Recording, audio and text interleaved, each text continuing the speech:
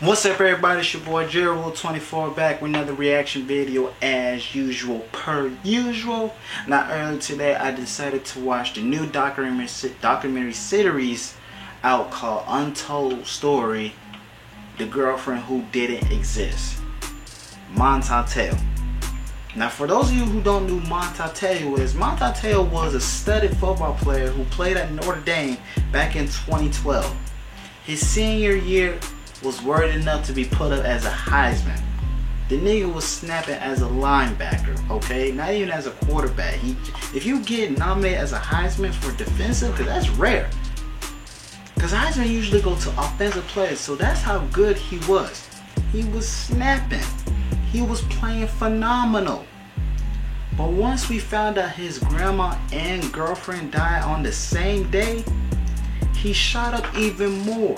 Everybody loved him. I loved him. The whole world felt sympathy for him. So his career even elevated after that news broke out. He was that nigga.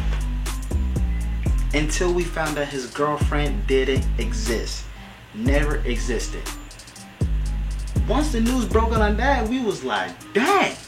Because this was back when I was in middle school and I was watching college football heavy. I mean heavy, like I was really invested into college football. I was fucking with Tim Tebow, Johnny Manziel, Manti Te'o. I was fucking with him.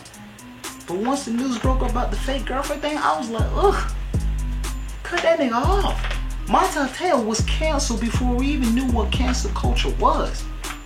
You see what I'm saying? It was just really degrading to find out. I was like, man, I can't even fuck with dude no more. You see what I'm saying? 10 years later, this documentary comes out and we found out the truth of what happened. And I decided to watch it because I was like, damn, I fuck with Manti Te'o back in the day. You know what I'm saying? And I heard about the fake girlfriend thing, but I never really invested to it because once I heard the girlfriend was fake, I was like, oh, this nigga weirdo. This nigga lame as fuck. And I just brushed them off after that. But 10 years later, the documentary comes out and we find out what really happened. And I'm just gonna say, I had to watch it, and I'm glad I did, because I put all the blame on him. I just heard that, so I put the blame on him because he was snapping. He was snapping back in 2012. He was going up against Johnny Manziel as the Heisman. He didn't win, but the nigga was the runner-up. And I can't really put all the blame on Manti Te'o because technology was different back then. We talking about 2012. 2012, we knew what catfishing was, but we still didn't understand it. Niggas wasn't FaceTiming back then like they did now. You had to hop on Uvu, you had to hop on Skype. Nobody do that no more.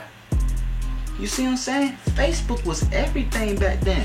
So technology wasn't as advanced, but even still, you never met this girl. She never trying to FaceTime. Nigga, you getting catfish. Come on, dude, man. You can't be that vulnerable. You see what I'm saying? And he used to talk about his girlfriend all the time. I remember that. He used to talk about his girlfriend all the time. And especially after she died, he talked about her 2 times more. And I swear the world just felt whole sympathy for him. I felt sympathy for him. But I can't be mad at him. I really can't. We can't be mad at him no more. Because it wasn't his fault. He got captured by a nigga. By a gay nigga. He ruined his career.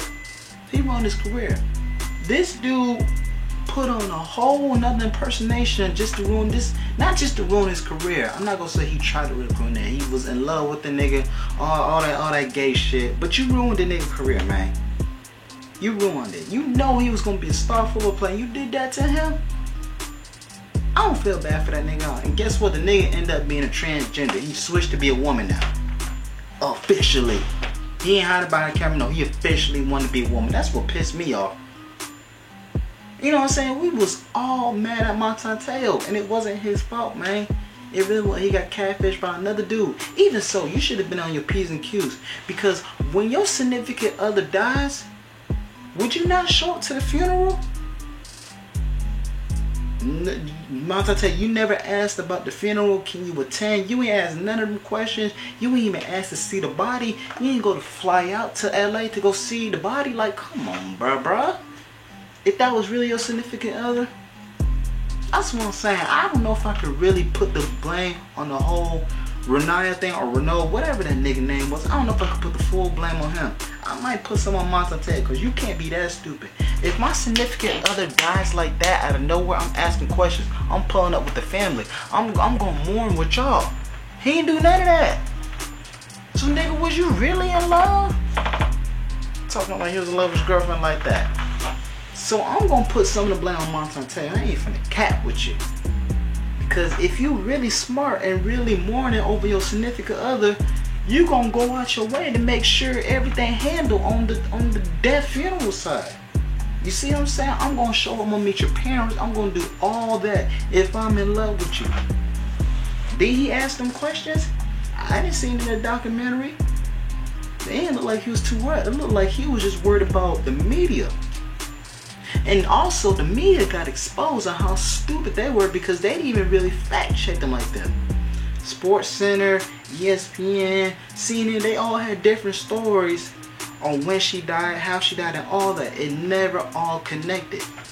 These dumbasses just ran with it because it was such a sad story. The grandma really died, but the girlfriend thing, that's 2 deaths. And then he was already snapping like that. The media just had to run with it. So the media got exposed back then because the news broke out not even from like TMZ, some small media outlet that only had 8 employees. They found out the truth. They did some research. They really buckled down and did their shit. They exposed all them big name media outlets who really didn't do a fact check. And that's big because everybody was reading the newspaper back then. You know what I mean? We weren't really like getting it on our phones, on Twitter and all that. You had to go read it or see it on TV.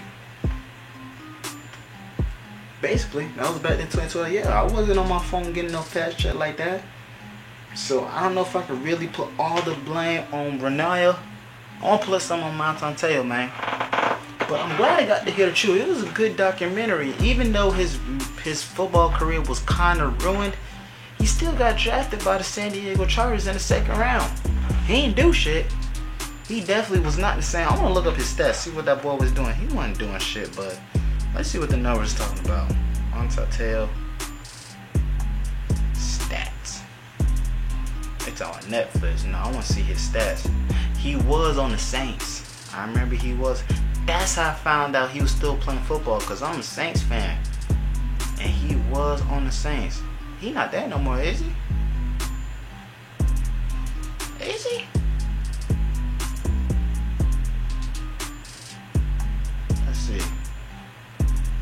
So he got drafted in 2013, and he played with the Chargers for 3 years. 3 years, 41 tackles his first year, 39 solo. 2015 he had 63 solo tackles. He got any interceptions? Games played 13, 12. 2016 looked like he got injured. He got any interceptions on that motherfucker? Oh, he got one in 2014, one in 2016. He got a total of 2. And then the Saints picked him up. That's how I found out he was still playing football. Because I remember seeing, I was like, is that Monte? He shows up that he played for the Saints for 3 years, 2017 to 2019. 42 solo tackles in 2017. No picks. Yeah, he ain't do much. He ain't do much. But he had something significant that really affected his career. He wasn't the same dude back in Notre Dame, but I think he had a better career than Johnny Manziel. Johnny Manziel, that nigga just wanted to party. He really could have been a great football player if he just stayed focused and didn't have all that entourage of people around him. He wanted to party every night. Monte, he still was focused on football. He just had that hunch over his shoulder. That's why he never really got to be that nigga. You know what I mean? and everybody knew him to have that fake girlfriend, which now I know wasn't really his fault, but I'm still putting some blame on him. Like, I'm gonna put 70% blame on Renaya and 30 on Monte, because you ain't asking enough questions, homeboy. You really did not. Like I said, if my significant other died and I'm in love from a far distance, like it's even a long relationship distance, I'm still gonna make my way to find out what happened and all that, etc., etc. He ain't do none of that. I understand football was your priority, but your girlfriend died and you ain't do enough questioning and try to. Nah, that don't sit right with me. That's why I'm gonna put 70% on Renaya and 30% on Montanteo. But if you haven't watched this documentary, man, go ahead and watch that, man. It's about 2 episodes, an hour long, so you basically got a 2-hour movie. If you have watched it already, then you already know what I'm talking about, man. So I'm gonna go ahead and watch some more documentaries. I'm gonna watch some anime movie tonight, because they dropping a Full Metal Alchemist, an anime movie, and Netflix be fucking these movies out sometimes, but I'm gonna peep it just so I can react for y'all. But I appreciate y'all being here, man. Go ahead and subscribe and like to the channel, because like I told you, I'm gonna keep reacting to the things I need to react to. And then go to my other channel, JerryWool24. Got the comedy skits on there, so I'm always dropping videos on there. But I appreciate y'all being here as usual.